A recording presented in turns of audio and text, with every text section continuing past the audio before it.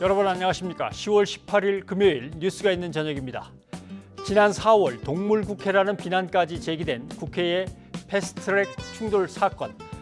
검찰이 오늘 국회 방송을 압수수색해 당시 녹화 자료들을 확보했습니다. 오늘 24일 아베 총리를 만나는 이낙연 국무총리가 문재인 대통령의 메시지를 전달합니다. 이를 계기로 두 나라 정상 간의 대화의 장이 마련될 수 있을지 주목됩니다. 우리 경제는 7개월 연속 부진한 상황이라고 정부가 평가했습니다. 홍남기 부총리는 올해 경제 성장률 목표 2.4%는 달성하기가 어렵고 2%대 성장률을 유지하기 위해서 총력을 기울이겠다고 말했습니다. 뉴스가 있는 저녁은 FM 94.5 YTN 라디오와 텔레비전으로 동시에 방송되고 있습니다. 첫 소식은 검찰의 패스트트랙 수사입니다. 검찰은 오늘 국회 방송에서 사건 당일 각 당의 행사 영상과 또 충돌 상황이 담긴 자료들을 확보했습니다. 김우준 기자입니다. 검찰 수사관들이 국회 의정관에 있는 국회 방송에 들이닥쳤습니다. 신속 처리한 건 이른바 패스트트랙 충돌 사건과 관련해 압수수색에 나선 겁니다. 국회 방송은 국회 본회의와 각 상임위의 의사결정 등을 촬영해 24시간 방송하는 곳입니다. 패스트트랙 지정 당시 각 당의 의원총회와 규탄대회 등의 영상을 확보하기 위한 것으로 보입니다. 앞서 검찰은 해당 영상들을 제출하라고 국회에 요청했지만 개별 정당 행사라 이미 제출은 어렵다는 답변을 받았습니다. 검찰은 충돌 과정에서 빚어진 폭력 행위에 당 차원의 모의나 지시가 있었는지 주목하고 있습니다. 검찰은 최입의 의원 감금과 관련해 나경원 자유한국당 원내대표의 지시가 있었다는 자유한국당 관계자들의 진술을 확보한 것으로 전해졌습니다. 경찰이 의원실 문을 뜯고 들어와 한국당 의원들이 끌려갈 때까지 버텨야 한다는 지도부의 지시가 있었다는 겁니다. 이번 압수수색은 윤석열 검찰총장이 해당 사건에 대한 수사는 법과 원칙에 따라 진행할 것이라고 말한 지 하루 만에 전격적으로 이뤄졌습니다. 이걸 다 법과 원칙대로 하겠습니다. 법과 원칙대로 할 거죠. 네. 다 모든 사건 다 마찬가지입니다. 윤 총장은 소환에 불응하는 한국당 의원들에 대해 체포영장을 청구하는 것은 어렵다고 밝힌 상태입니다. 사실상 강제 소환이 불가능하다는 점을 인정한 것이어서 증거물 분석 등을 통해 소환 조사 없이 기소하는 것 아니냐는 관측도 나오고 있습니다. YTN 김우준입니다. 조국 전 장관 사퇴 이후의 첫 번째 주말을 맞습니다. 전국 주도권을 둘러싼 여야 기싸움이 팽팽합니다. 더불어민주당은 검찰개혁과 일하는 국회를 강조하면서 국면을 전환하려고 하고 있고 자유한국당은 대규모 장외 집회를 예고하면서 여권 압박 수위를 높이고 있습니다. 조은지 기자입니다. 수백 명씩을 동원해야 한다는 공문을 의원들과 당협위원장들에게 보낸 것으로 확인됐습니다. 인증사진도 요구했습니다. YTN 보도가 나오자 더불어민주당은 한국당의 집회 강제 동원이 사실로 드러났다고 꼬집었습니다. 한국당이 쌓여있는 민생 현안은 뒤로 하고 동원 집회에만 골몰한다고 거세게 질타했습니다. 관제 데모를 열어 여론을 호도하는 것은 군사 정권의 유산입니다. 혈세인 국고지원금을 장애 동원 집회에 쓰는 것은 정치적 배임 행위입니다. 이해찬 대표는 한 발 더 나가 남일도 못하게 하는 정당과 의원이 손해를 보도록 국회 개혁안을 만들겠다고 목소리를 높였습니다. 한국당은 20대 국회에서 보이콧만 18번이나 자행을 했습니다. 국회 파행에 세비를 삭감하고 직무정지 등 강력한 페널티를 적용하는 방안을 적극 검토하고 있습니다. 한국당은 보란듯이 지난 개천절 광화문 집회 사진에 10월 항쟁이라고 적어 크게 내걸었습니다. 장외 집회는 정당한 당 행사이자 국민 항쟁이라며 오히려 여당인 민주당이야말로 꼼수 집회를 했다고 반박했습니다. 서초동에 나올 때 민주당 표시 안 나게 해라, 지역 표시하지 말아라. 당당한 당 행사에 대해서 이렇게 폄훼하는 민주당이야말로 정말 꼼수 집단 아닌가. 황교안 대표도 조국 사태를 거치며 언제든 대통령과 직접 싸울 수 있다는 적극적 주권자의 힘을 확인했다며 집회에 참여를 독려했습니다. 이런 가운데 검찰이 국회 방송을 압수수색해 패스트트랙 전국 당시 영상 자료를 확보하면서 현역 의원 110명이 연루된 연말 전국의 변수 패스트트랙 충돌 수사도 본격화하는 모습입니다. 민주당은 신속한 수사를 통해 국회를 마비시킨 의원들에 대한 단호한 조치를 기대한다고 밝혔지만 한국당은 진정한 검찰개혁은 외압에도 당당하게 조국 수사를 완결하는 데서 시작된다고 맞섰습니다. 조국 전 장관의 전격적인 사퇴 이후 첫 번째 주말, 여야 모두 광장 민심과 검찰 수사 상황에 촉각을 곤두세우며 종반을 향해 가는 국정감사 이후 전국 전략을 짜는 데 매진할 것으로 보입니다. YTN 조은지입니다. 손혜원 의원 부친의 유공자 서운 논란과 관련해서 국회 국정감사 증인으로 나온 피우진 전 국가보훈처장이 검찰 수사를 받고 있다는 이유로 증인 선서는 물론 의원들의 질문에도 답변을 거부했습니다. 야당 의원들이 국회를 무시한다며 강하게 반발했고 국정감사가 한때 파행됐습니다. 김주영 기자가 보도합니다. 지난 8월 후임자에게 자리를 내준 피우진 전 국가보훈처장이 국정감사장에 나타났습니다. 손혜원 의원 아버지의 서운 논란과 관련해 국정감사 증인으로 채택됐기 때문입니다. 하지만 증인 채택이 무색하게 이례적으로 증인 선서부터 거부에 나서자 국정감사장은 술렁이었습니다. 자유한국당의 고발로 검찰 수사를 받고 있는 상황에서 법적으로 선서를 거부할 권리가 있다는 겁니다. 국회에서의 증언 및 감정에 관한 법률 제3조 제1항은 증인이 형사소추 또는 공소제기를 당할 우려가 있는 경우 증언뿐 아니라 선서까지도 거부할 수 있도록 하고 있습니다. 한국당뿐만 아니라 다른 야당 의원들은 즉각 반발하고 나섰고 피우진 증인을 증인으로 신청한 의원으로서 심심한 유감의 뜻을 표합니다. 회피하기 위해서 변호사를 대동하고 이렇게 일국의 국무위원으로서의 품위를 땅바닥에 실추시킨 피우진 전 처장에 대해서 심각한 유감의 뜻을 전하면서 여당 의원들은 선례가 있다며 충분히 납득이 된다고 맞서면서 국정감사는 한때 파행을 겪기도 했습니다. 국회에서 증언감정에 관한 법률 3조에 보면 거부를 할 수 있는 사유가 있고 저는 그것이 지금 피우진 전 처장 증인에 대해서 정확하게 해당이 된다고 생각을 합니다. 다만 여당 소속 민병두 정무위원장은 유감의 뜻을 나타내기도 했습니다. 위원회를 대표해서 매우 유감스럽게 생각하고 이런 일이 이렇게 국회에서 일어나는 것에 대해서 이것이 아주 나쁜 전례가 될까 봐 굉장히 유감스럽게 생각하는 바입니다. 피 전 처장은 지난 4월에도 같은 건으로 정무위 전체 회의에서 논란의 중심에 섰습니다. 당시에도 손 의원에게 특혜를 준 것 아니냐는 야당 의원들의 공세에 맞서 문제가 없다고 강조했습니다. 결국 정무위 위원들은 선서 없이 피 전 처장에 대한 신문을 진행했지만 피 전 처장은 대부분의 질문에 답변을 내놓지 않았습니다. YTN 김주영입니다. 표창장 위조 혐의로 기소된 조국 전 장관의 부인 정경심 교수의 첫 재판이 열렸습니다. 검찰 측과 변호인은 사건 기록 열람 문제를 두고 공방을 벌였고 재판부는 검찰에게 2주 안에 기록 열람과 복사를 허용하도록 했습니다. 박기환 기자의 보도입니다. 딸의 동양대 표창장을 위조한 혐의로 재판에 넘겨진 조국 전 법무부 장관의 부인 정경심 교수의 첫 재판 절차가 시작됐습니다. 피고인 출석 의무가 없는 준비 기일이라서 정 교수는 출석하지 않았습니다. 법정에서는 사건 기록의 열람과 복사를 두고 검사와 변호인 사이 공방이 벌어졌습니다. 정 교수 측은 검찰이 사건 기록 열람과 복사를 거부해 재판 준비를 거의 하지 못했다며 피고인 방어권 행사를 침해해서는 안 된다고 주장했습니다. 검사는 공범 등에 대한 수사를 진행하고 있어서 기록이 공개될 경우 수사에 중대한 장애를 초래할 수 있다고 맞섰습니다.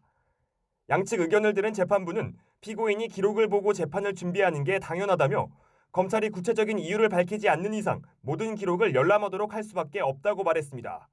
이에 따라 2주 안에 검찰이 제대로 된 증거 목록 등을 피고인 측에 제공하도록 하고 검찰의 조치를 지켜본 뒤 변호인의 기록 열람 신청을 받아들일지 결정하기로 했습니다. 정 교수 측 변호인은 재판 후 사건과 관련한 언급은 피하면서도 검찰 수사 과정에서 인권이 잘 지켜졌는지도 검토할 것이라고 밝혔습니다. 서로 법정 밖에서 법정 밖 논쟁으로 또 비화되기 때문에 모든 건 법정 안에서 이루어지는 게 바람직하다. 재판과 별도로 검찰은 정 교수의 추가 혐의에 대한 조사를 마무리하고 조만간 신병 처리 방향을 결정할 것으로 보입니다. 나중에 보시면은 저희가 어떻게 처리했는지 어떻게 수사를 했는지 다 이제 뭐 조금 있으면 다 드러날 텐데 조금 기다려 주시죠. 정교수 신병 처리 방향이 정해진 뒤 조정관 소환 조사로 이어질 가능성이 커 검찰 수사를 둘러싼 논란은 한동안 계속될 것으로 보입니다. YTN 박변입니다. 어제 진행된 대검찰청 국정감사에서 검찰의 중립성과 그리고 검찰의 중립성에 대한 집권 세력의 배려에 대해서 이야기가 나왔습니다. 여기에서 윤석열 검찰총장의 발언으로 지금 후폭풍이 거셉니다. 김만훈 원장을 모시고 이 얘기를 나눠보겠습니다. 어서 오십시오. 네, 반갑습니다. 안녕하세요. 글쎄요. 일단 그 장면을 한번 쭉 본 다음에 이야기를 나누는 게 좋을 것 같습니다. 네, 그러죠. 예. 검찰의 독립성과 중립성을 얘기하는데요. 이명박 박근혜 정부 때와 문재인 정부를 비교하면 어느 정부가 그나마 중립적입니까? 중립을 보장하고 있습니까? 그거 어렵습니까? 이명박 정부 때 중수부 과장으로 특수부장으로 한 3년간 특별수사를 했는데 대통령 측근과 이런 분들을 구속을 할 때 별 관여가 없었던 것으로 상당히 쿨하게 처리했던 기억이 나고요. 자, 예, 총장 좋습니다. 때는 다 아시는 네, 거고. 자 그러면 그렇습니다. 수사하시던 분 다 좌천시키고 한 정부가 중립성을 보장했습니까? 그 정부 때 그렇게 하신 분들이 지금 저는 중립성, 독립성 얘기하면 속아 웃을 일입니다. 고양이가 하품할 일입니다.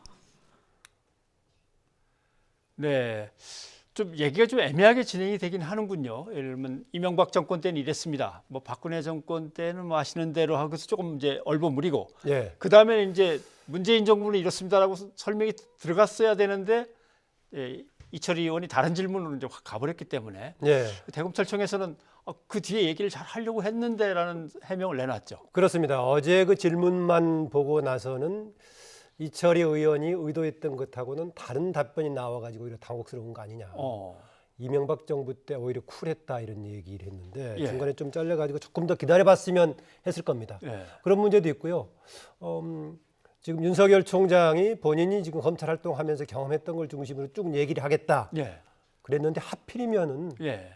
그때 쿨했다라고 예시를 한 것은 뭔가 그래도 조금 따져볼 만한 그럴 여지가 있습니다. 예. 오늘 이제 대검 대변인이 했던 발언은 사실상 지금 이제 문재인 정부 들어와서는 사전에 법무부에다가 예상 보고도 하지 않고 검찰이 법무부에게 하지도 않고 또 청와대 쪽에서 개입하지 않는다. 이런 얘기 쭉 하려고 했었는데 앞에 질문만 받고 끊어서 그랬다는 얘기인데 그럼에도 불구하고 어떤 간에 가장 대표적인 예로 이상득 전 의원 예를 들었던 것을 또 거기 쿨하다는 표현을 해가지고 추가적인 설명을 했음에도 불구하고 조금 논란의 여지는 계속 남겼습니다. 이제 이명박 전 대통령의 친형인 이상득 의원, 예. 당시로서 육선 의원이죠. 엄청난 덩치입니다만은 그 수사했던 얘기를 하는데 대통령 형이 구속됐던 게 예를 들면 전두환 대통령의 형도 구속된 적이 있고 노무현 대통령의 형도 구속된 적이 있고 아마 세 번째가 될 것 같습니다만은 노무현 대통령의 형은 이제 퇴임 이후의 상황이 좀 다르고요. 예. 그때 상황을 이제 쭉 얘기하는데 그때 검찰 수사 상황이 진짜 어땠는지 좀 정리를 해주신다면요. 우선 시기적으로 보자면은요. 이명박 정부 말기입니다. 레임덕이 이제 완전히 이루어진. 그렇죠. 이제 시작은 보좌관이 이게 알선 수재에 걸려가지고 이제 수사하는 과정으로 진행이 되다가 결국은 이상득 의원까지 가게 된 거죠. 화면에 나올 수 있겠습니다만 처음에는 이제 보좌관이 구속이 됐고 보좌관 문제를 수사하면서 보니까 이상득 의원실의 여직원 계좌에 돈이 나왔는데 여직원이 웬 7억을 보유하고 있을 거냐. 그렇죠. 이렇게 나왔죠. 이게 문제가 되니까 결국은 이상득 의원의 비자금 의혹 사건으로 번졌는데요. 이상득 의원이 처음엔 이걸 가지고요. 본인 돈 맞다. 그런데 원래 자기 돈이지 비자금 딴 데서 받은 거 아니다. 이런 얘기 나왔습니다. 이때 시점이 지금 시작이 12월 달이 됐는데요. 2011년 12월이면은요. 사실상의 당시 한나라당의 권력이 이미 새누리당으로 넘어가는 미래 권력인 당시 박근혜 의원한테 넘어갔던 그런 시기입니다. 그래서 대통령이 살아있는 권력임에도 불구하고 대통령이 형을 구속했다라는 맥락으로는 시기적으로는 좀 맞지 않고요. 그런 점에서는 당시 이미 이명박 정권이 살아있을 때 과연 검찰이 어떤 기능을 했었는가 같이 따져보면서 비교를 할 만합니다. 김 원장님 말씀을 들으니까 생각이 이제 하나씩 납니다. 예. 그때 이미 친박 세력을 어떻게든 끌어들여야만 그 다음 해에 있을 총선에서 이길 수 있다라고 하는 이제 얘기도 나왔었고, 그다음에 수도권을 중심으로 한 젊은 의원들, 그러니까 지금 정두원 의원으로 대표할 수 있는데 예. 정두원 의원이 아예 조선일보와의 인터뷰에서 그런 발언도 했던 게 기억납니다. 이상득 의원한테 또 공천 줘서 국회의원 시키면 그냥 우리는 다 무너진다. 예. 이미 그만큼 레임덕이 진행됐던 거죠. 예, 그 이상득 의원이었지만은요, 아까 구속이 될 때는 예. 국회의원 신분이 아닐 때였습니다. 아하. 시작할 때 11월 달에 시작됐고 그다음에 추진이 될 때는 현역 의원이었습니다. 마지막 육선까지 했던 그 의원이었는데 임기가 5월 말로 끝났습니다. 예. 그리고 나서 그다음 새로운 임기가 시작이 된 게 5월 말부터 시작이 됐는데 지금 7월 달에 구속이 됐던 거 아니겠습니까? 예. 당시 같이 누구하고 맞물려 있었느냐면요. 최근에 고인이 된 정두원 의원하고 같이 맞물려서 예. 저축은행 사건 같이 물려가지고요. 나중에는 정두원 의원은 결국 무죄 받았죠. 그렇죠. 사실상은 본인은 오히려 돈 주는 걸 거부했고 그 돈이 이상득 의원한테 갔다. 이런 예. 결론으로 무죄를 받았는데 정두원 의원은 현역이기 때문에 국회 체포 동의서가 요청이 돼가지고 부결이 됐고요. 나중에 1심에 주재받아가지고 현장에 예. 법정 구속이 됐죠. 반면에 이상득 의원은 원내였었기 때문에 만약에 죄가 중했으면 쉽게 구속이 될 수가 있었습니다. 그래서 이제 그런 요건들 이미 이명박 정부가 끝나가는 시점이었고 또 원외에 있었기 때문에 뭐 구속 가능성이 있다면 쉽게 구속될 수 있는 상황이었다라고 볼 수 있겠습니다. 이명박 대통령도 당시로서는 친형이지만 뭐 어쩔 수 없이 털어야만 되는 그런 압박에 몰려 있었던 것 같습니다. 그래서 네. 쿨하지 않았나 이런 생각도 좀 들긴 하고요. 그런데요, 그게 막판에 가서 이명박 대통령 막판에 구속이 됐지만 시기부터 따져보자면요. 예. 이명박 정부 막 들어섰을 때 사실상 가장 큰 실력 행사를 하고 있는 이상득 당시 의원은 좀 빠져야 되지 않느냐. 그렇죠. 예. 이 선으로 후퇴해라. 이런 문제를 선두에서 제기했던 게 당시에 정두원 의원 등이었었죠. 예. 오히려 그런 대치기 당하게 혼났었는데요. 예. 아마 당시 말이 기억이 날 겁니다. 만사 형통이라는 말이 당시 그렇게 나왔었고 그렇죠. 영일대군 뭐 이런 얘기도 네. 할 정도였습니다. 그래서 여러 가지 문제가 제기됐음에도 불구하고 이명박 정부 전반기 때는 사실상 사법적인 손을 대지 못했습니다. 그때 일반적인 언론들이 어떻게 평가를 했었느냐? 이명박 대통령이 가장 무서워하는 사람이 형이다라는 얘기였습니다. 이상득 의원은 당시 13대 때 국회에 진출했고요. 그 다음에 또 희한하게 두 사람 다 한 사람은 코롱에 근무를 했고 한 사람은 또 현대에 있었고 그래서 둘 다 기업인 출신으로 정치를 했는데요.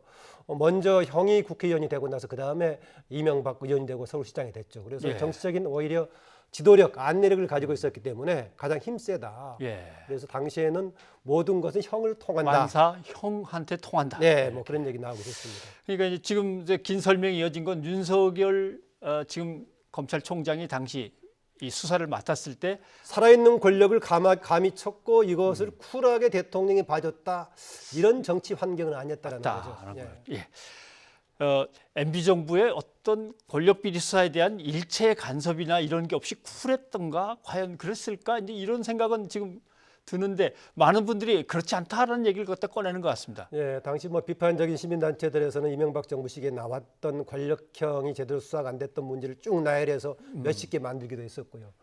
또 문재인 정부 들어와서는 당시에 있었던 것 중에서 수사가 제대로 안 됐고 미진했던 것들 새로 과거사위원회에서 검토해가지고 수사를 새로 했고 좀 진행되는 것들도 있지 않습니까?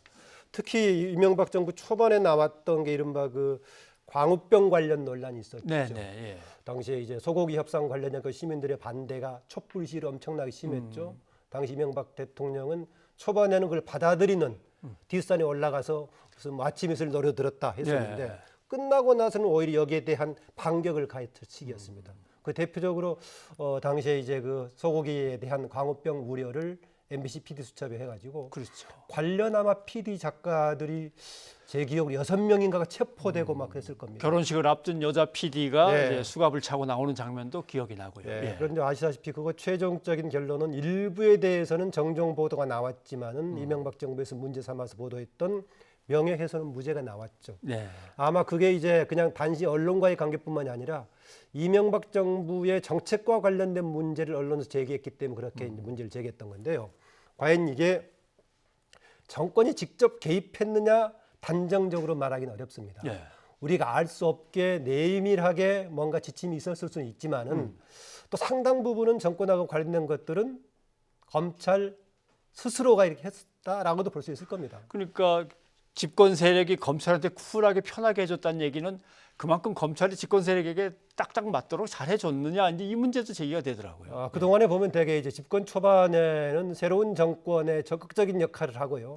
뭐 다른 표현도 있습니다만은 예. 정권에 좀 힘이 빠지면 공격하기 시작하고 그러죠. 간혹 정권 초반에도 정권에 조금 손상이 갈 만한 사안을 가지고 이제 검찰이 문제를 제기하다가 충돌하기도 합니다. 예. 뭐 과거에도 종종 있어가지고 현행 검찰총장의 임기가 오래가지 못하고 하는데 가장 가까운 예로 박근혜 정부 때 댓글 수사하다가 최동욱 총장 얘기 나왔던 거 그렇죠. 아니겠습니까? 예. 아까 지금 이철희 의원이 지금 그 문재인 정부의 검찰 독립성을 문제 삼고 있는데 당신을 포함해서 바로 두 번이나 좌천이 되고 검찰총장까지 추천하고 했던 그런 정부에 비춰본다면 어떻게 이게 검찰 독립성을 얘기할 수 있느냐 그런 차원에서 얘기하고 있습니다. 대검찰청에서는 하려고 했는데 마저 못했다. 네, 물론 이철희 의원은 거기다 수식을 뭐라고 붙였느냐. 그나마 괜찮은 게 어디냐 이런 얘기입니다. 솔직하게 예. 말해서 모든 정권들이 완전하게 독립성을 유지하면서 했다라고는 할 수 없겠지만은 상대적으로 비교했을 때 현 문재인 정부가 그나마 좀 괜찮은 것이 아니겠느냐 이런 얘기를 하고 있습니다. 네. 그런데 당시의 수사 과정에도 언론은 과연 지금처럼 검찰과 언론의 유착을 의심받을 정도로 그랬던가 뭐 그런 문제도 제기가 됐습니다. 역시 언론 계속 얘기 나오고 있는데요. 예. 뭐 이런 것들이 보도가 되면은 되게 검찰은 수사를 하지만 그 국민적인 여론 형성 언론이 가는 거 아니겠습니까? 그렇죠. 예. 언론 역시도 아까 똑같은 제가 진단이 가능합니다. 얘기하면은 얼마나 권력하고 같이 뭔가 커넥션이 있었냐 이렇게 문제 삼을 수도 있겠지만은 뭐 오랫동안 언론인 생활하셨지만은요. 예. 상당수의 저는 권력과 관련된 언론은 언론인 스스로가 정권의 방향으로 경도가 되지 않았었는가 그렇게 생각합니다. 물론 이제 조금만 언론 쪽에서 건드려주면은 집권 초기에는 언론 스스로도 그런 쪽으로 좀 경도가 되고 예. 검찰들도 그렇게 호응하는 쪽이 되는 거 아니겠습니까? 가장 대표적으로 우리 YTN의 경우도 집권 초에 인사 문제 가지고 충돌해가지고 큰 그렇죠. 파장이 있었고 그다음에 돌발 영상을 없애라 이런 예. 논란도 있었고 그 오랫동안 이제 밖에 나가 있다가 아주 오랜만에 이제 복귀해서 이제 다시 근무하는 상황도 생겼고요. 그래서 그런 부분 언론과 검찰 행태가 비슷합니다.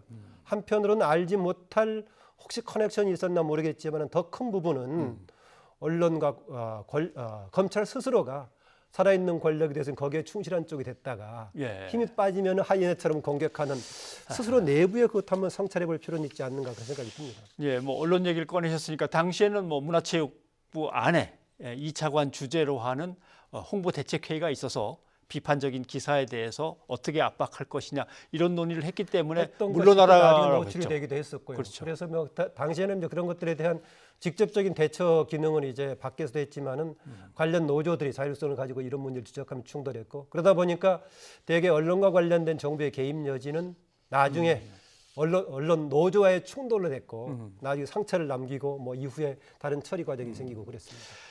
아무튼 이제 이 발언에 대해서 문제를 제기하는 사람들은 마치 MB 정권이 전반적으로 모든 국민의 자유와 권리에 대해서 압박하지 않고 쿨하게 대해준 것처럼 비춰지는 것도 문제가 있고 검찰과 당시 집권 세력의 관계가 그렇게 쿨하다는 얘기는 유착관계라는 얘기 아니냐. 이제 이 두 가지가 제대로 드러나지 않았다. 아마 이 문제를 제기하는 것 같습니다. 제가 그래서 앞서서요. 대검에서 사실상 더 길게 하려고 했던 발언 내용을 제대로 소개가 안 돼서 그랬다라고 했는데 그럼에도 불구하고 광시에 살아있는 권력 현직 대통령의 형을 구속했던데 거기 쿨하게 받아줬다라는 예가 적절치 않았다. 제가 그런 얘기했던 거 아니겠습니까? 저는 이명박 정부 시기에 보면은요.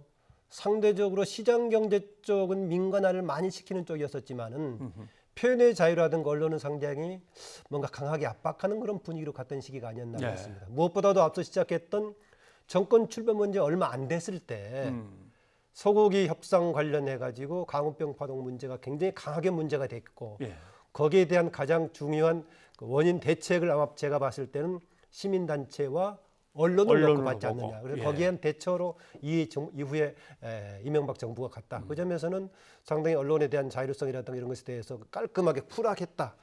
이런 비교하기는 어려운 오히려 과거 사연에서 검증할 만한 과제를 남겼던 정부가 아니었나 그런 생각이 듭니다. 그 점에서 그러한 정권의 행태에 대해서 검찰이 협조적이었지 검찰이 이렇게 국민한테 우리 쿨했습니다라고 하기는 어려울 거다. 이런 이제 비판이 나오는 거죠. 뭐 그 시기뿐만이 아니라요. 역대 제가 말 양면 다 권력 초반에는 권력과 뭔가 좀 커넥션이 있을 여지 알지 못하는 게 있었고 검찰 스스로가 초기에는 살아있는 권력에 충직하려는 그런 경향이 있어가지고 권력에 살아있는 권력하고 상관없이 제 역할을 제대로 해왔고 권력 또한 쿨하게 받아줬다 말하기는 좀 어렵습니다. 네, 알겠습니다. 김만우 원장님 오늘 도움 말씀 고맙습니다.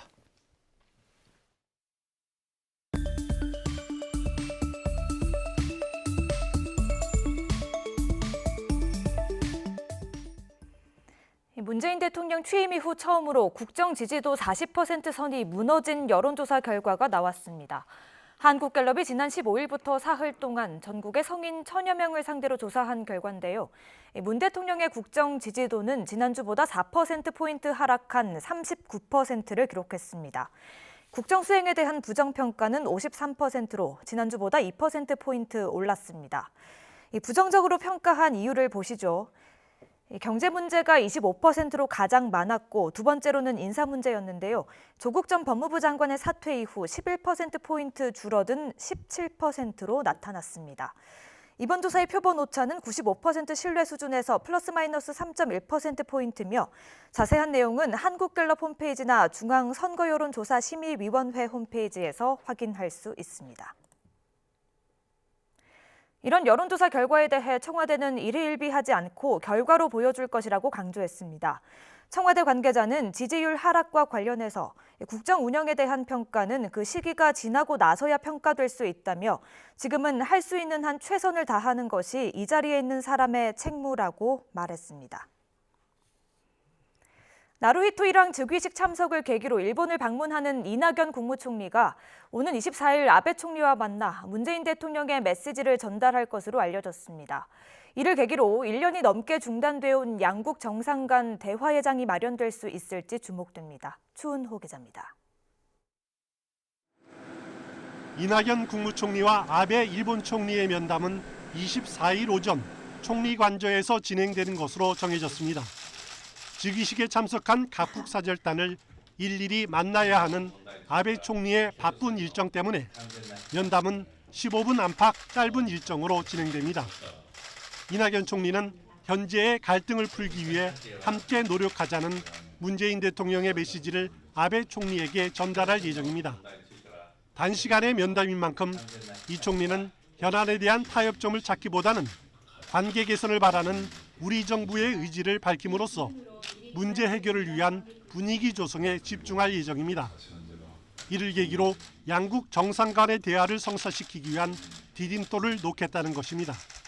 이 총리는 즉위식과 궁정연회 등의 공식 행사 외에도 태풍 피해를 입은 일본인들에게 위로를 전하고 일본인의 마음을 잡기 위한 스킨십에도 적극 나설 예정입니다.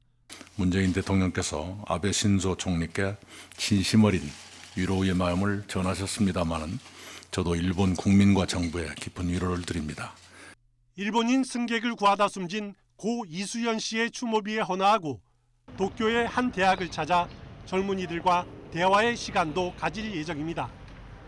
일본의 여야 정치인들과 모리 전 총리 등 지한파 인사들, 경단련과 이란경제협회 등 주요 경제인들도 만납니다.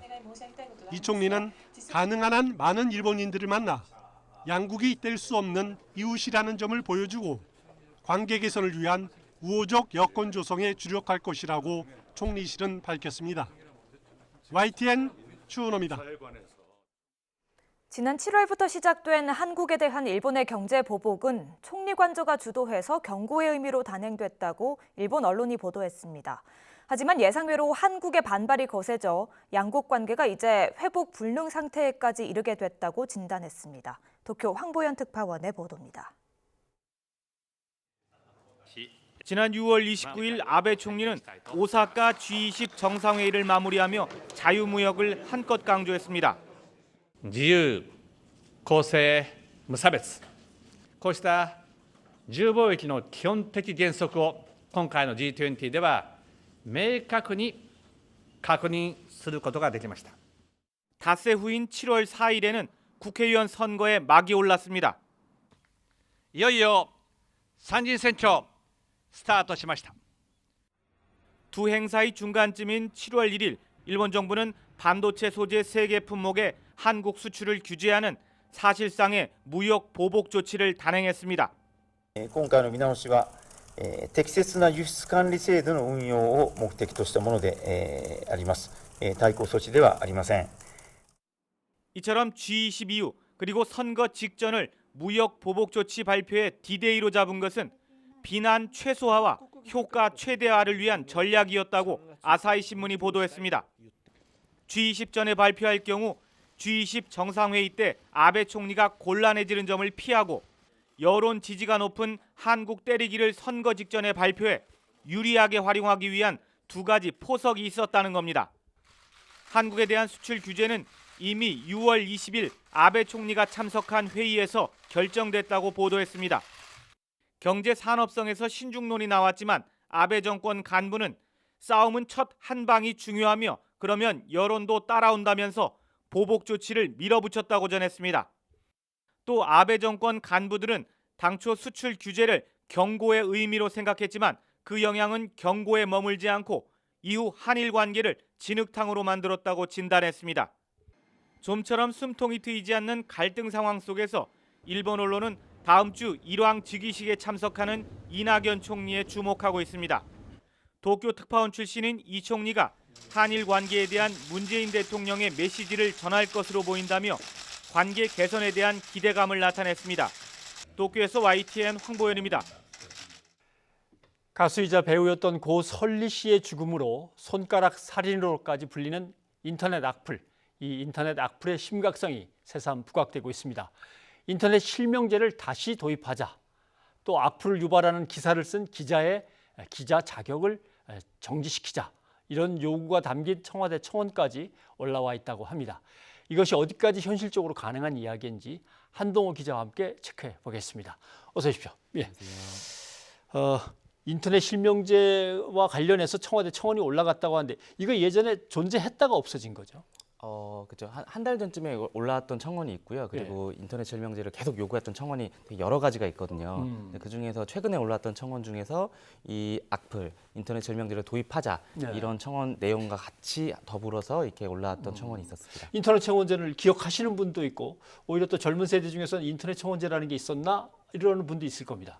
네, 이게 2007년에 인터넷 실명제가 도입이 됐었거든요. 사실 저는 공사학번이라서 저는 대학교 한 4학년 때, 3학년 때 도입이 됐었는데 사실 이게 몇 년 지나고 나니까 저는 잊고 있었거든요. 네, 기억하시는 분들도 이렇게 많지 않은 것 같은데 2007년에 도입이 돼서 2012년에 이 폐지가 됐었고요. 그 당시에서는 그 허위사실 그리고 악플 같은 것 때문에 이걸 도입을 했었는데 여러 부작용이 많았고 그런 것 때문에 헌법재판소에서 만장일치로 폐기를 했었습니다. 헌법재판관의 말 들어보겠습니다. 인터넷 이용자에게 본인 확인을 강제하는 것은 익명으로 표현할 자유를 지나치게 제한하는 것이어서 위헌이라는 것입니다. 예. 이게 뭐 소수 의견이 나온 것도 아니고 만장일치였다고 하니까 뭔가 헌법과 관련해서는 문제가 있는 것 같긴 한데 여러 부작용 이렇게 돼 있는데 어떤 부작용들을 얘기하는 겁니까? 네, 앞서 이게 말씀드렸던 저희가 헌법재판관이라고 잘못 말씀드렸는데 연구관이신데 이렇게 말했던 게 이게 표현의 자유를 위축할 수 있다라는 거였거든요. 사실 뭐 저희가 인터넷으로 글을 쓰는 거나 아니면 말을 하는 거나 다 어차피 자신의 책임을 져야 되는 문제이기 때문에 이런 부분은 다 이게 상대가 되는 건데 사실 이거를 실명제를 도입을 하게 되면은 미리 위축이 된다는 거예요. 그래서 자기 검열을 할 수 있다라는 논리였었는데요.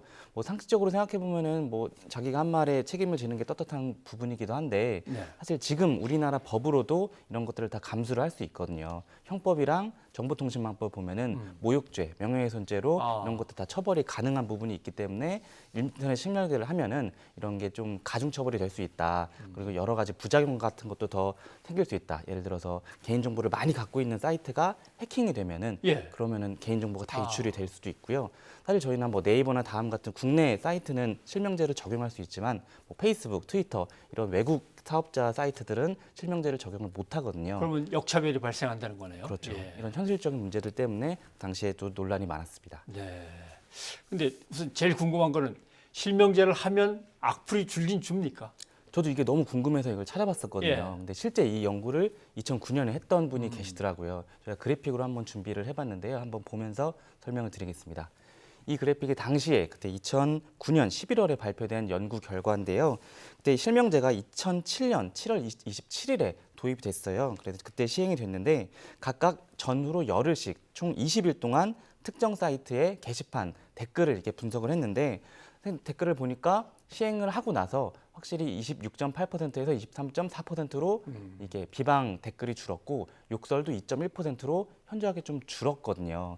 그래서 실명제가 악플을 감소하는 데는 영향이 있었다라는 이 연구가 있었는데 이거는 댓글의 경우고요. 게시글은 조금 더 달랐습니다. 게시글 영상도 저희가 준비를 했는데요.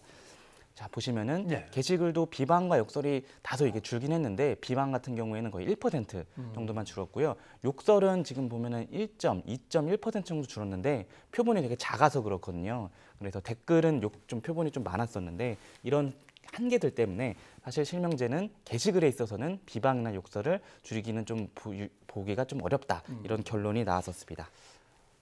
아주 유의미하다고 보기는 좀 애매한 것 같은데 지금이라도 인터넷 실명제가 다시 시작된다면 줄긴 줄까요?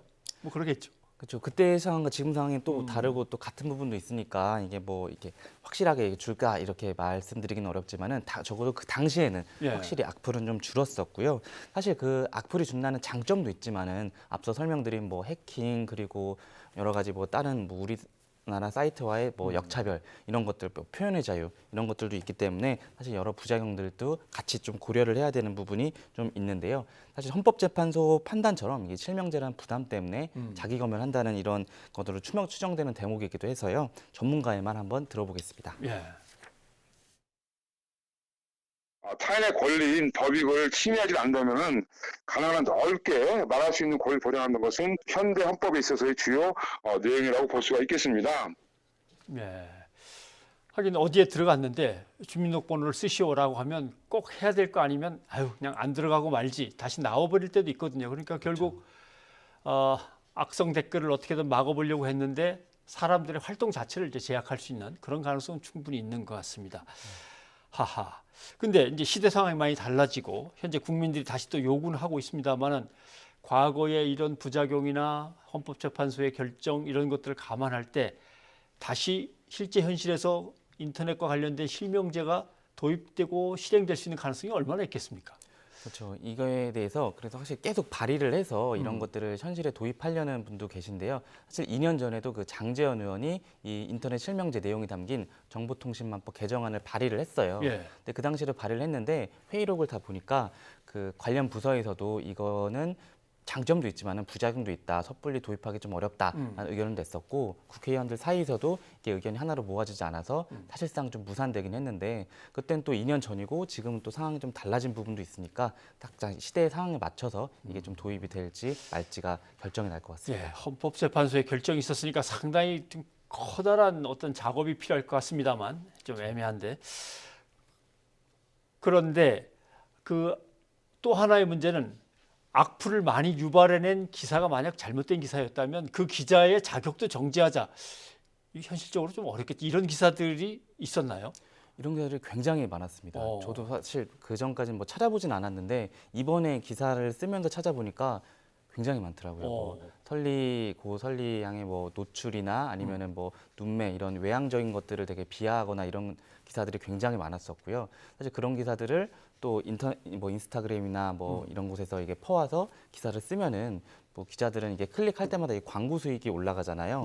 그러면서 또 이게 확대 좀 재생산되는 부분도 있었고 사실 그냥 인스타그램에 그냥 있었을 그냥 뭐 다 모르고 지나갔을 악플들인데 이 기사화가 또 되다 보니까 또 악플러들의 심리를 또 자극하게 돼서 또 다시 악플을 달게 되는 좀 악순환도 있었습니다. 뭐 그런데 한 기자나 저나 뭐 기자의 자격증을 받은 적이 없는데 자격을 정지한다니까 그럼 현실적으로 이게 가능하겠습니까? 그렇죠. 현실적으로는 불가능하죠. 근데 뭐 저희는 기자니까 알겠지만은 기자가 아니신 분들은 궁금하신 분들도 많으실 텐데 사실 뭐 기자는 자격을 부여하는 기관이 없거든요. 저희가 뭐 한국기자협회가 있긴 하지만은 그냥 직능단체이지 저희의 자격을 부여하는 건 아니고 이게 변호사랑 좀 헷갈리시는 분들은 좀 있으셨던 것 같아요. 뭐 변호사협회는 그 변호사 등록하는 그 주체가 변호사협회라고 현행법에 나와 있으니까 그런 것 때문에 혹시 기자도 그런 거 아니냐 이렇게 생각하시는 분들도 있는데 사실 뭐 자격을 제한하기는 어렵고요. 그래서 저희가 공론장에서 시민들이 이 기사가 잘못됐다, 이 기사가 되게 무책임하다 이렇게 끊임없이 좀 비판을 좀 해야겠고요. 여러 가지의 목소리를 담아서 시민의 힘을 좀 기사로 좀 담아야 될 필요가 있을 것 같습니다. 어쨌거나 악성 댓글에 대해서는 반드시 불이익이 있거나 처벌을 받는다는 것이 자리를 잡아가야 좀 줄어들 것 같은데 그런 부분에서는 뭔가 법 제도가 좀 보완이 돼야 될 것 같습니다. 수고하셨습니다. 정부가 우리 경제 상황에 대해 7개월 연속으로 부진하다고 평가했습니다. 미국을 방문하고 있는 홍남기 부총리는 올해 2%대 성장률을 지키기 위해서 총력을 다하겠다고 강조했습니다. 김평정 기자입니다. 국제통화기금 IMF는 최근 한국을 포함해 아시아 주요 국가의 올해 성장률 전망치를 이전보다 대폭 내려잡았습니다.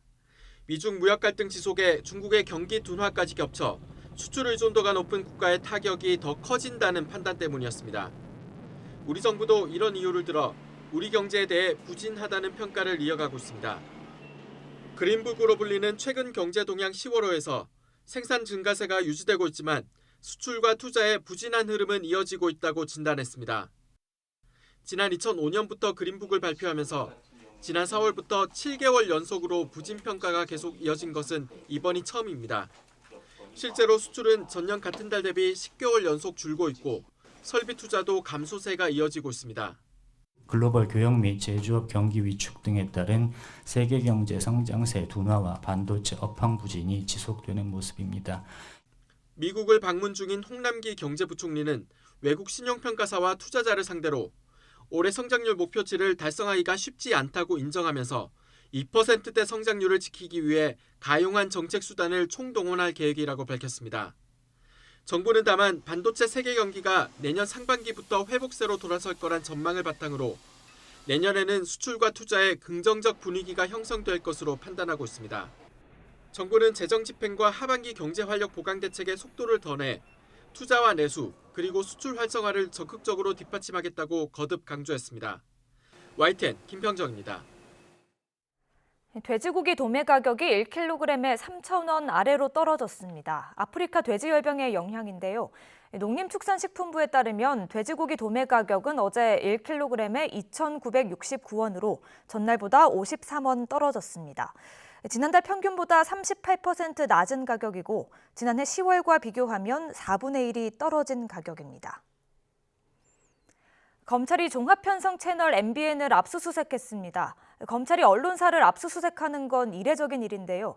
MBN은 종편 승인을 받으려고 자본금을 편법으로 충당했다는 의혹을 받고 있습니다. 최명신 기자입니다. 서울중앙지검 공정거래조사부 소속 검사와 수사관들이 MBN 사옥을 압수수색했습니다. 임원실과 관리부에 보관된 재무 관련 서류를 확보하기 위해서입니다. 검찰의 이례적인 언론사 압수수색에 MBN은 다른 언론사의 출입을 철저히 통제하는 등 당혹감을 감추지 못했습니다. MBN의 혐의는 지난 2011년 종편 출범 당시로 거슬러 올라갑니다. 자본금 3천억 원을 충족하기 위해 은행에서 임직원 명의로 600억 원 정도를 차명 대출받았다는 내용입니다. 금융당국은 MBN 직원 20여 명이 회사로부터 개인당 30에서 50억 원을 대출받아 주식을 산 것으로 보고 있습니다. 또 자본금이 정상적으로 납부된 것으로 꾸미기 위해 분식회계한 것으로 보고 있습니다. 금융위원회 산하 증권선물위원회는 앞서 지난 16일 분식회계 의혹에 대한 심의에 착수했고 금융감독원도 MBN 경영진을 분식회계 혐의로 검찰에 고발할 것을 건의했습니다. 종편 재승인 업무를 맡는 방송통신위원회도 MBN의 주주 명부와 지급 보증 내역 등의 자료 제출을 요구한 상황입니다. 방통위는 위반 사항이 드러날 경우 법령에 따라 엄중히 처리한다는 계획입니다. MBN은 관련 의혹이 사실 무근이라며 전면 부인하고 있지만 최고 면허 취소나 일정 기간 영업정지 처분도 내려줄 수 있어 파장을 예의주시하고 있습니다. YTN 최명신입니다.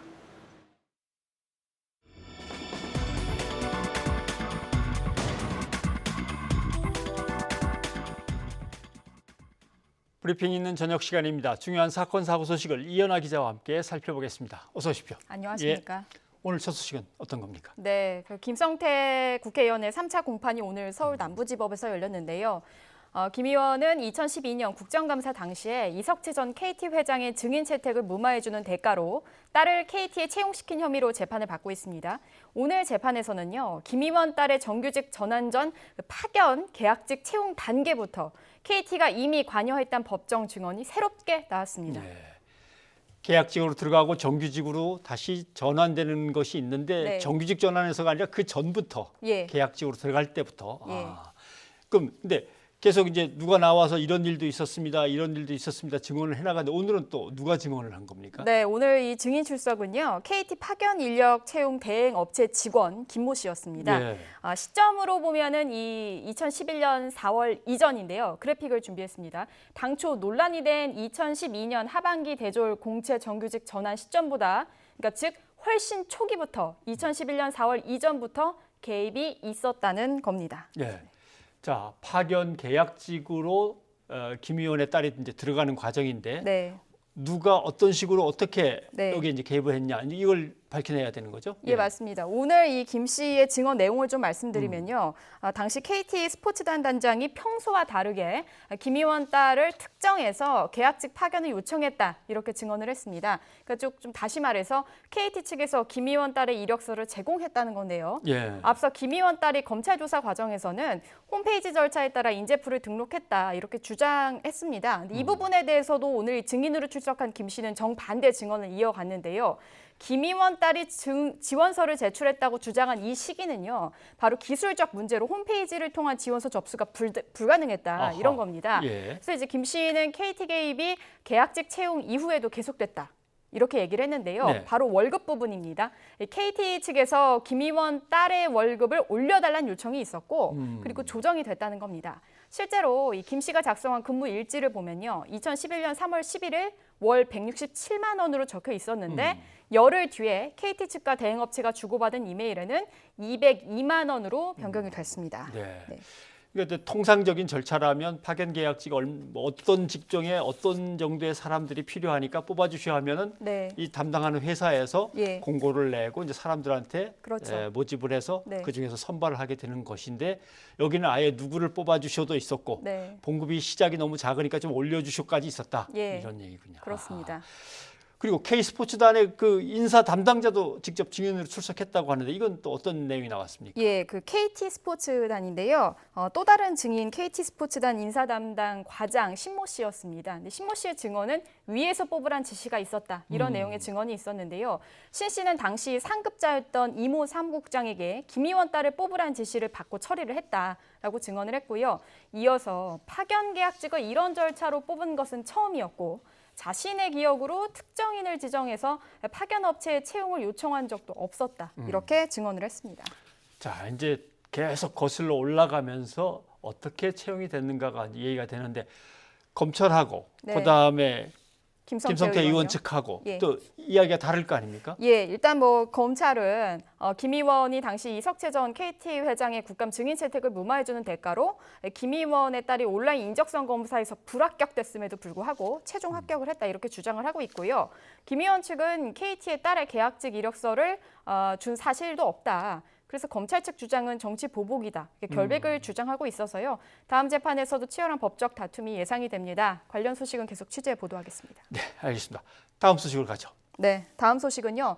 형직 경찰관이 주거 침입과 그리고 성폭력 미수 혐의로 구속이 됐습니다. 지난번 소식은 네. 어떤 사람이 그래가지고 재판을 받는 소식인데 이건 현직 경찰관이 맞습니다. 그 말씀하신 지난번 소식은 이제 일반 시민이었고요. 예. 이번에는 피의자가 현직 경찰관인 겁니다. 이 사건 수사 중인 서울 광진경찰서는요. 서울지방경찰청 모 기동단 소속 30대 A 경사를 관련해서 말씀드린 이 혐의로 구속을 했고 검찰의 기소 의견으로 송치했다 이렇게 밝혔습니다. 사건 발생이 지난달 11일 밤 12시에 벌어졌고요. 예. 서울 광진구에서 있었습니다. 이 A 경사가 귀가하던 20대 여성을 공동주택 복도까지 뒤쫓아갔고요. 예. 이후 여성을 이 집으로 끌고 들어가려는 그런 행위까지 한 것으로 혐의를 받고 있습니다. 당시 여성이 소리를 지르면서 저항을 했고 다행히 예. 이 A 경사가 현장에서 달아났습니다. 이후에 이제 경찰이 현장 CCTV 영상 등을 근거로 해서 범인의 행방을 추적해서요. 사건 발생 22일 만에 그러니까 즉 지난 3일 A 경사를 검거한 겁니다. 그럼 바로 쫓아가서 잡지는 못했지만 네. 계속 추적을 해서 22일 만에. 예. 그렇다면 지금 그 문제 A 경사는 어떤 상태입니까? 일단 A 경사는 구속영장이 신청된 그 지난 4일에요. 직위 해제가 됐습니다. 예. 서울경찰청 관계자는 이에 대해서 수사가 진행 중이므로 추후 징계 여부와 범위에 대해 아직 정해지진 않았다면서도요. 정해진 규정에 따라 엄정하게 조치할 것이다. 이렇게 밝혔습니다. 시민의 안전을 책임지고 있는 경찰관인데 현직. 네. 왜 이런 일을 저질렀을까요? 일단 현재까지 확인된 이 범행의 이유는요. 진술을 근거로 말씀을 드리면 사실 범행 자체를 부인하고 있습니다. 수사기관 조사 과정에서 A 경사의 그 진술 내용을 좀 말씀을 드리면 성폭행하려는 의사는 없었다. 그리고 심하게 취해서 기억나지 않는다는 취지로 진술하고 있는 것으로 알려졌습니다. 모르겠습니다. 뭐 진술의 진위가 어떻든 간에 네. 현직 경찰관이면 술이 취했다 해도 이런 일은 안 벌일 것 같은데 그렇죠. 참 충격입니다. 현직 맞습니다. 경찰관이 했다니까. 네, 사실 특히 이번 사건 수법이 아까 앵커께서도 말씀하셨던 그 사건이 바로 이름이 이제 지난 5월에 벌어졌던 신림동 성폭행 미수 CCTV 영상으로 유명한 사건인데 수법이 매우 유사합니다. 그래서 더 충격이 크고요. 근데 이제 그렇다면은 이런 범죄에 대해서 경찰관 신분 범죄자 현황이 어떨까 한번 좀 관련해서 자료를 정리해 봤는데요. 그래픽 보면서 말씀을 드리겠습니다. 공무원 성범죄자 규모인데요. 지금 저 성범죄자 속에는요. 성폭행, 뭐 유사 성폭행, 강제추행과 뭐 기타 등으로 따로 분류를 좀 제가 추려봤습니다. 그런데 공무원 중에서 경찰청 공무원이 60명으로 가장 많았습니다. 그 뒤를 이은 그 숫자가 교육부 공무원 15명, 과기부 7명 순이었습니다. 물론 저 속에는요. 입법부나 사법부는 제외가 된 나머지 정부 부처가 포함이 되어 있습니다. 그리고 지금 저것은 이제 성범죄만 얘기를 드렸는데요. 강력범죄자는 얼마나 될까 또 따져봤는데요. 강력범죄는 이제 폭력이나 아니면은 뭐 살인 미수 다 포함입니다. 물론 성범죄도 당연히 포함이고요. 그런데 전체 115명의 강력범죄자가 이제 확인이 됐고요. 저 중에 경찰청 소속의 범죄자는 61명으로 압도적으로 많은 1위를 기록하고 있습니다. 그렇기 때문에 이런 상황에 대해서 경찰의 기강회의가 도를 넘었다. 그리고 또 낮은 윤리의식에 대한 비판의 목소리도 상당히 높습니다. 경찰이 많은 이유를 대라 그러면 뭐 굳이 된다면 대민 접촉이 많으니까 뭐 그렇게 얘기할 수 있지만 어떻게 보면 단 한 건도 나오면 안 되는 그렇습니다. 그런 이제 공직자이자 또 어떻게 되면 시민의 안전을 책임지고 있는 직무를 맡고 있는 사람들인데 참 답답한 소식이군요. 이현아 기자 수고하셨습니다. 감사합니다. 가정집에서 13살 박 모양이 숨진 채 발견됐습니다. 화성 연쇄살인 사건 가운데 8차 사건은 유일하게 범인이 검거됐던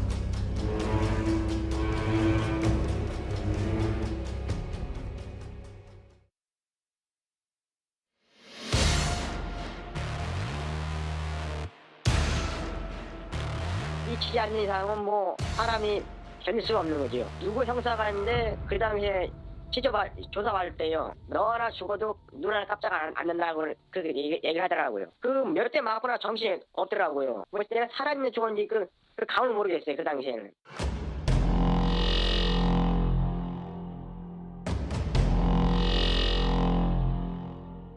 글쎄요. 뭐 제가 여기서 뭐 나가서 할 수만 있다면은 다시 한번 뭐 제 누명 벗고 싶다고 여러 번 얘기했었거든요. 지금 꿈이 있다면은 또 제 진실을 밝히고 제 영예를 찾고 싶습니다.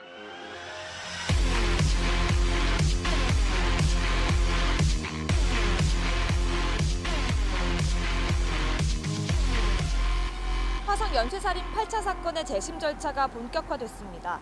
당시 범인으로 지목됐던 윤모 씨의 변호를 박준영 변호사가 맡기로 했는데요. 오늘 소통 있는 저녁에서는 박준영 변호사를 만나 자세한 이야기를 들어보겠습니다. 네, 반갑습니다. 네. 얘기하고 지금 너희 막 네. 공격이 왜 간섭이냐고. 네, 8차 사건에 대해서 이춘재의 자백이 나왔습니다. 그런데 당시 경찰은 모방범죄라고 판단을 했는데요. 기준이 어떻게 됐습니까? 당시에 그 화성 연쇄살인 사건의 다른 사건과는 좀 달랐다고 본 거죠. 이전의 연쇄살인 사건은 피해자가 발견된 장소가 집 밖이었단 말이에요. 야외였지 않습니까? 그리고 또 피해자가 최종 발견된 모습은 뭐 스타킹인가 뭐 그리고 속옷으로 이제 뭐 얼굴을 뒤집어 쓰고 있었다는가 뭐 그런 형태였다는 걸로 알고 있습니다. 그런데 이 사건 피해자는 그런 모습은 아니었나 봐요. 사건이 방 안에서 발생했고 피해자의 최종 모습도 그런 형태는 아니었기 때문에 이전 사건과 달리 취급된 것 같습니다. 그래서 당시 수사 기록에 대해서 정보 공개를 청구하셨다고요? 네, 왜냐하면은 재심이라는 것은 당시 수사와 재판의 잘못을 지적하는 거기 때문에 수사 기록과 재판 기록에 어떤 문제가 있는지를 확인하는 게 가장 우선입니다.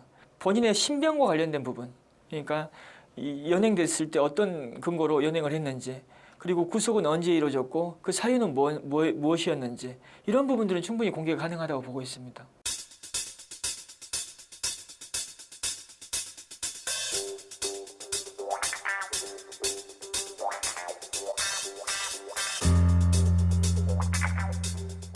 이춘재의 자백 외에 또 필요한 게 있을까요?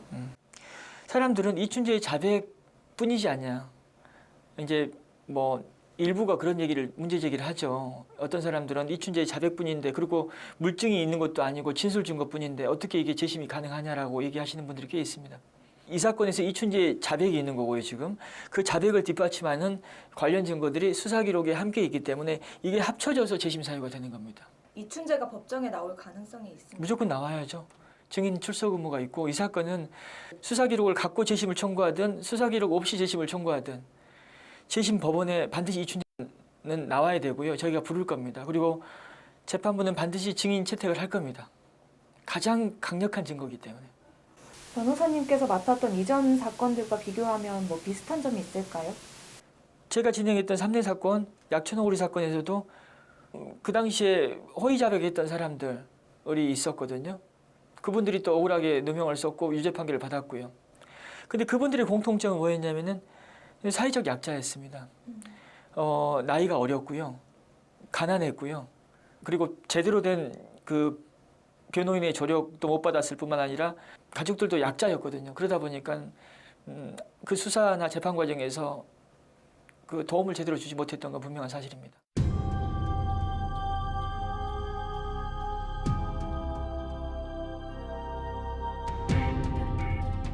국세면 얼굴 자체를 못 봤다니까요. 저 구형받고 1심 때 그 변호사 얼굴 살짝 봤습니다. 법정에서 봤어요. 변호인이 아니고 저 혼자 했다고 보시면 됩니다. SNS에 아직 살만한 세상 이렇게 쓰셨더라고요. 사람들은 윤모 씨가 언론에 대해서 적대적이었던 이유는 세상 사람들이 다 비난했거든요. 세상 사람들이 다 비난했고, 그러다 보니까는 본인 주변 사람들조차도 피해가 많았다라고 얘기합니다. 근데 그렇게 비난을 받았던 사람이 교도소에 들어갔을 때, 그럼 교도소 안에서도 그런 일이 없었겠습니까? 교도관님들 만나보고 그 윤모 씨를 돌봐줬던 분들을 만나보면은 그들은 또 달랐던 것 같아요. 또 그분들이 재심을 도우려고 이거 여기저기 알아보기도 했고, 출소 후에 갈 데도 없는 사람을 3년 동안 돌봐줬다고 하잖아요.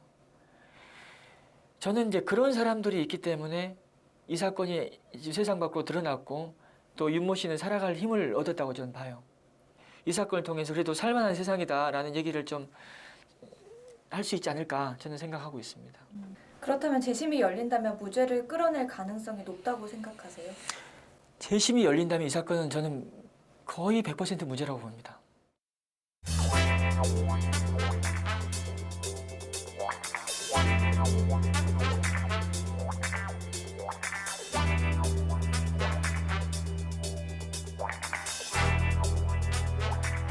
화성 8차 사건의 진범이 누구인지를 놓고 논란이 커지는 가운데 정말 윤 씨가 억울한 옥살이를 한 것인지 재심을 통해 밝혀지기를 기대해 보겠습니다. 20년간 억울하게 옥살이를 한 사람의 심경은 어떤 걸지 20년이나요. 상상이 가지 않네요. 물론 지금 누명을 쓰고 억울한 옥살이를 했다 이렇게 단정을 딱 지을 단계는 아닙니다만, 적어도 30년 동안 일관되게 나는 무죄입니다라고 주장을 해왔고, 또 내가 그 범인입니다라고 하는 사람이 나타났으니까 뭔가 이제 이 사건을 다시 꼭 뒤져보고 다시 확인해 볼 그런 필요는 있는 거죠. 네, 맞습니다. 그리고 오늘 경찰도 당시 윤 씨의 진술 조서에 문제가 있었다고 인정을 했거든요. 오늘 국회 행정안전위원회 국정감사가 있었고요. 여기서 권미혁 더불어민주당 의원이 당시 윤 씨의 진술 조서에 문제가 있었다 이렇게 지적을 했고요. 배용주 경기 남부지방경찰청장은 문제점이 있었던 건 사실이라고 답을 했습니다. 네. 이제 사건을 처음 취재하거나 할 때 늘 다짐받는 이야기들이 100명의 진범을 잡아내는 것보다 한 명의 억울한 사람이 없도록 하는 게 더 중요하다라는 말들 법조계에서도 쓰고 하는데, 이 사건이 어떻게 흘러갈지 앞으로 좀 지켜보였지만 억울함이 있다면 꼭 풀렸으면 좋겠습니다. 안앵커 오늘도 수고하셨습니다. 네. 네, 그리고 이어서 시청자, 청취자분들의 문자 의견 소개해 드릴 텐데요. 네. 먼저 정치권 의견 소개해 주실까요? 유튜브에서 난푸른 하늘님이 보내주셨습니다. 검찰과 언론이 제대로 역할을 하려면 정치권이 특권을 내려놓는 정치개혁이 먼저 선행되어야 한다. 이렇게 의견을 주셨습니다. 네, 그리고 일본의 경제 보복과 관련해서도 2369님이 의견 주셨는데요. 자유무역이 남의 나라의 무역을 보복하고 제재할 자유까지는 없음을 아베 신조가 알기 바랍니다. 네, 이렇게 보내주셨습니다. 2813님, 한일 관계에 대해서 말이 많은데 하루빨리 일본과 서로 협력해가며 지낼 수 있는 날이 왔으면 좋겠습니다. 네, 빨리 오는 건 좋죠. 예. 네, 그리고 인터넷 실명제에 대해서 아까 한동우 기자와 또 이야기를 나눠봤는데요. 유튜브에서 한구루 소나무님께서는요. 비평과 악플의 경계선이 어딜까요? 내 입에 맞으면 선이고 안 맞으면 악인 건가요? 이런 의견 주셨습니다. 네, 아마도 그 문제는 당하는 사람 입장에서 서서 생각해봐야 될 것 같습니다. 당하는 네. 사람이 아프면 일단 악플 쪽으로 좀 가겠죠. 그렇죠. 네, 뉴스가 있는 저녁 오늘 준비한 음악은 어떤 겁니까? 네, 오늘은 아이유의 복숭아 들으면서 오늘 순서 마치도록 하겠습니다. 네, 아까 악플 얘기 잠깐 했었는데 네. 복숭아 그 고설리 씨 애칭이었죠. 네, 맞습니다. 아이유가 과거 설리 씨를 떠올리며 만든 노래라고 하네요. 네, 누구를 떠나보내고 추억할 수 있는 건데 추억할 때 뭔가 가슴이 따뜻해지면 좋은데 쓰라리고 아프면 그것도 참 힘든 일일 겁니다. 앞으로 이런 일이 없었으면 좋겠습니다. 주말 잘 보내시고요. 저희는 다음 주에 다시 찾아뵙겠습니다. 함께해 주신 여러분 고맙습니다.